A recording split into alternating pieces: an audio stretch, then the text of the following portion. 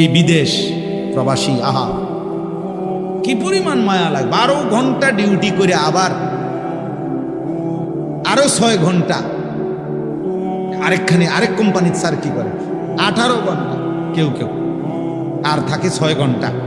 এই 6 ঘন্টার মধ্যে বিশ্রাম কখন? নিজের জামাগুলা নিজে ধোয়, নিজের রান্নাটা নিজে করে।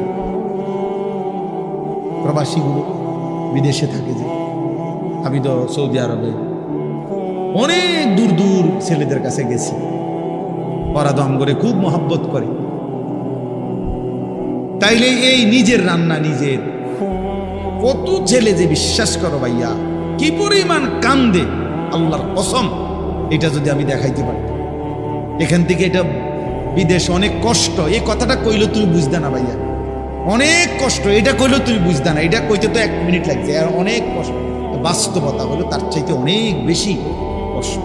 এই প্রখর রৌদ্রে, এই তীব্র রৌদ্রে, বিশেষ করে 12 ঘন্টা ডিউটি করে আসার পরে যখন একটা ছেলে বা একটা যুবক, তার একজন আপনজন কেউ নাই, আইসা নিজের 1 গ্লাস পানিটাও নিজে নিতে হয়, তো মনটারে হাহাকার লাগে।